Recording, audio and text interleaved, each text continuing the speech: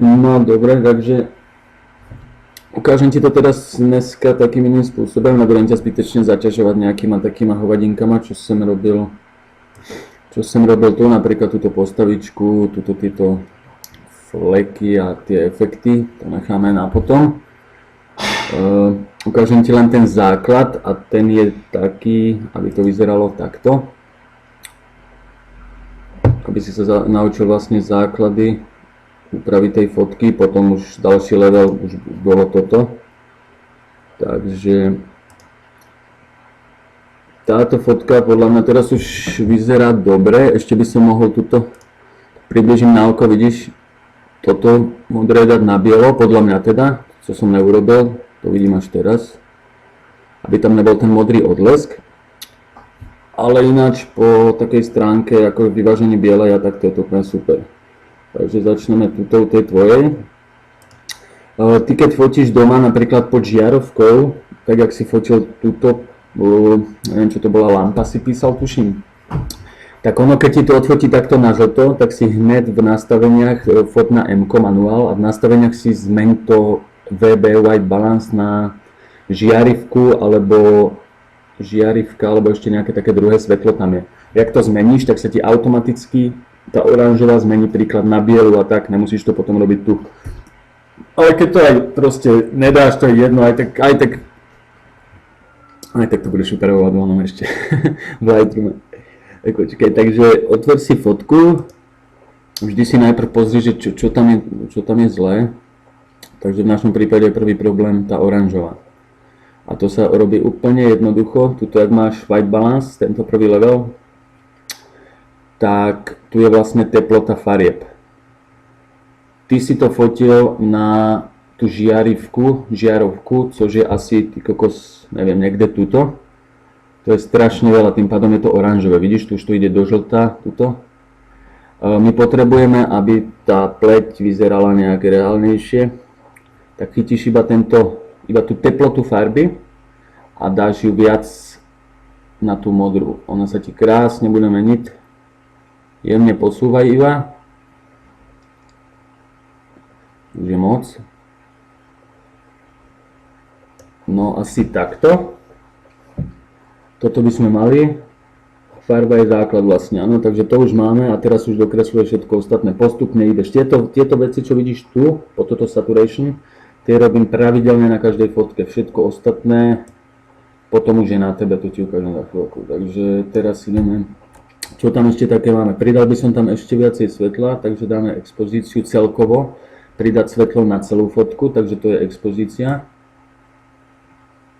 Takže asi tak, to už je moc.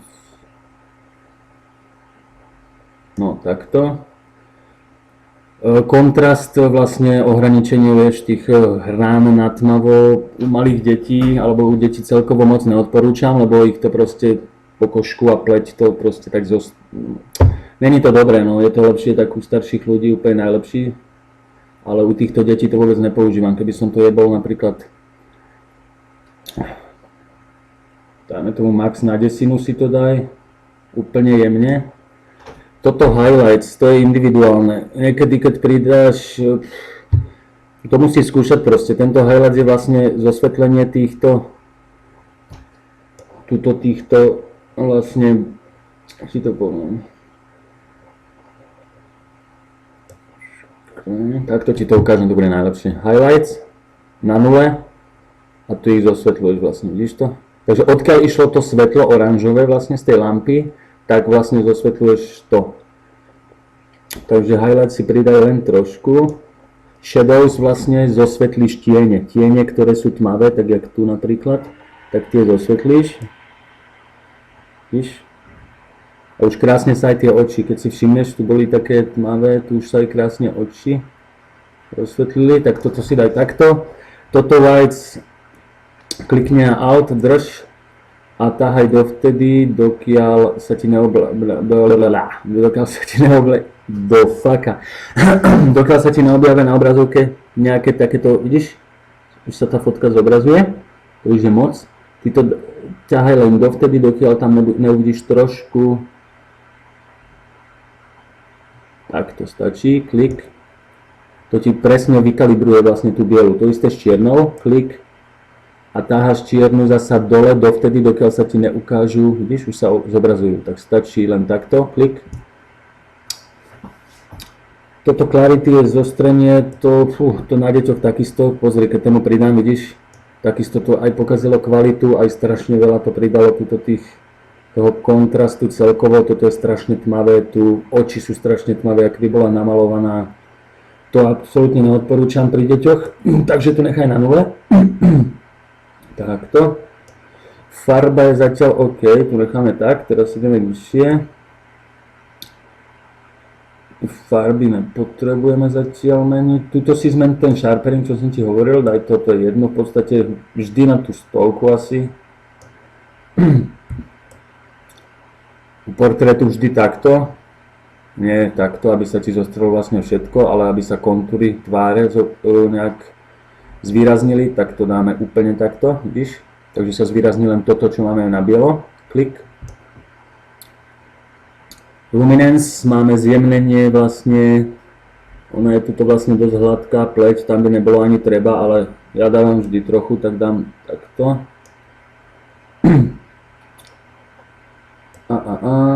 Toto nič. Toto je ten základ, ktorý robím úplne u každej jednej jedinej fotky. To je základ.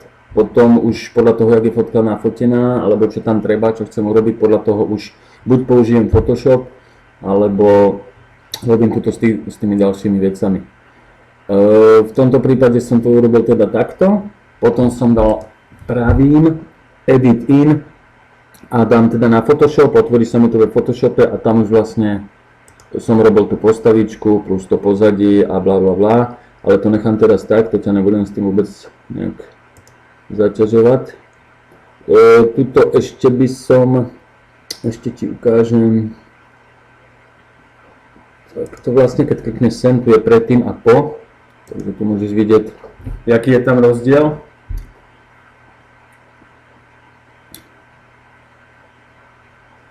Dobre, teraz ti ešte dám, tak tu klikneme teda pravým, predsa ideme do toho Photoshopu.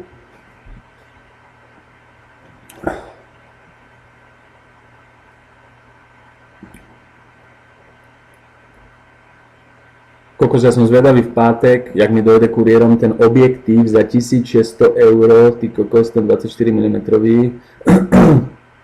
Ja normálne som budem v piči z toho, ty kokos. Som ešte v živote takým nefotil, ty kokos, a som zvedavý teda vážne. No, počkaj, tu ešte vidím jednu vec. Vidíš, všimni si tie oči. Vidíš, aké sú neostré? Vidíš to? Úplne neostré. Takže vo Photoshope robím takisto také základné veci, pravidelne, ktoré robím, a tie sú takéto. Ináč, keď zmačkni CTRL a 0 a ona ti tu dá presne fotku na celú obrazovku, takže daj CTRL J, dvakrát copy sa ti vytvorí, teraz daj filter, other, high pass na 4,5, OK, teraz to zmen na vivid light. Dobre, tak, a teraz ti to ukážem takto, cink, cink, cink. Dobre, toto je bez toho, vidíš? A toto je s tým. Bez toho, s tým, takže to je dosť veľký rozdiel. Takže, ale nikdy nenechávaj, ešte ti ukážem aj takto. Vidíš to? Tie oči, pink. Strašne veľký rozdiel, to je, keď si to všimneš. Tak nikdy nenechávaj tú ostrosť, túto opacity na 100%, lebo potom, keď budeme zjemňovať pokožku, tak strašne bude vidieť proste, že je tam niečo menej, lebo oči, nos a príklad ústa budú strašne ostré, tak jak sú teraz, a všetko naokolo bude rozmazané, tak to bude proste vidieť, že to je proste nejaký fake. Takže opacity daj na bla bla bla, cca, neviem, 70, takto. Teraz klikni na túto ikonku CTRL E, zmizne. Teraz dáme na CTRL J, znova copy. Vytvor si masku, tu dole klik. Shift F5. 50 Frozen Gray. Klikni na túto, filter, blur, Gaussian blur. tým pádom vlastne vidíš, celá fotka sa nám rozmazala. Kompletka. Vidíš to? U portrétov, u detí používame čo najmenší, tam netreba, vieš, nejak moc retušovať. Ale tu krásne vidíš, čo budem posúvať. Tak nám to stačí. Takto asi. Tak, OK. Teraz prepni na masku. Čierna, pero máme. Zase to robím myšku do piči, nevadí. A tuto krásne si to proste budeš len takto to. Hop. Takto, dúfam, že mi to do tých 15 minút vyjde. Nos.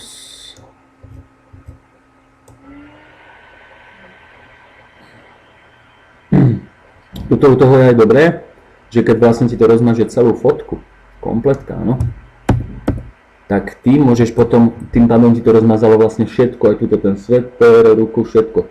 Ty potom môžeš zostriť len to, čo chceš. Tak napríklad, jak na začiatku to tu nebolo, napríklad tieto vlasy neboli rozmazané, boli takto, vidíš, zostrené, rozmazané. Tak teraz vlastne, keď ich mám rozmazané, tak ja si môžem proste znova zaostriť len to, čo chcem. Takže to je úplná paráda. Tým vlastne môžeš vytvoriť nejaký taký efekt ešte lepší. Dobre, takto to vlastne len vykresluješ. Zostruješ to, čo chceš. Ty ruky vôbec nebudem zostrovať, tie sú ešte lepšie, keď sú takto ešte viac rozmazané. Dobre. Takže toto máme v podstate. Toto je taký základ, úplný základ, takto vznikla tá fotka. Potom už hovorím, som sa hral z hentu panenku, to som si stáhol na Google. A to už potom poriešime, ona to kebyže chceš ďalej vidieť, tak... Ale lepšie by bolo, keby sme napísal alebo povedal nejaké veci základné z tých úprav, ktoré neovládáš a vysvetlil by som ti ty, lebo víš, ak to je. Treba sa naučiť najprv základy a od tých základov potom pôjdeš ďalej. Potom už dám len save, to som ti ešte minule neukazoval. Save. A automaticky, ak ti to tuto dole ukladá, vidíš? 96, 7, 8, 9, teraz kliknem na ten Lightroom. A automaticky tuto vlastne táto fotka, jak je, tak ti to zmení pekne hned. Chvíľku to trvá podľa toho, jak máš rýchly komp. Vidíš, hotovo vlastne.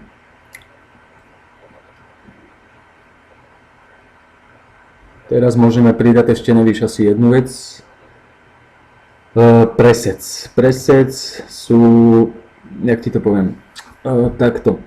To, čo som ti ukazoval na začiatku, to si dobre zapamätaj teraz. Toto všetko, čo som ti ukazoval na začiatku, tak vznikla z toho táto fotka, no.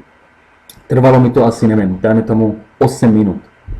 A si predstav, že toto všetko, čo som ti ukazoval, sa dá uložiť do jednej, teda do jedného presetu. Ja dám uložiť a príklad nazvem to portrét detí. Áno? Príklad, to bol príklad. Tu mám presety. A napríklad tu mám HDR Light. Predstav si, že je to ten portrét pre deti. Áno? Tak ja vlastne už na budúce nemusím robiť odznova to, čo som robil, ukazoval tebe tých 8 minút, ale kliknem iba na ten HDR Light, teda presets pre deti a automaticky jedným klikom mi to zmení vlastne do tých nastavení, ktoré som ja tých 8 minút robil. A takýchto vlastne presetov, ja tu nemám jeden, ja ich tu mám, ty kokos, pozri na to, asi, neviem, 500. To znamená, ti ukážem, meníš to na, ježiš, tu je toho, každé je na niečo iné, proste ne všetky pasujú na, vidíš, ak sa to tu mení hore, ne všetky pasujú na portrét, sú na krajinky, sú proste na ľudí, na deti, čierno-biele, proste milión vecí sa tu dá stiahnuť proste a už len proste klikáš a meníš fotku, nemusíš nič nastavovať 10 minút. Nevýhoda je aj to, že napríklad, neviem, kliknem na toto, no toto je ešte daj, OK, ale veľká nevýhoda u tých presetov je to, že napríklad kliknem na toto, case smysl. No a vidíš úplná sračka, akože strašne veľa oranžovej, strašne veľa svetla, tak ty to musíš potom túto vlastne, príklad, počkaj, aby si to videl, takto. Takže príklad vidím tu, že je moc oranžovej, áno.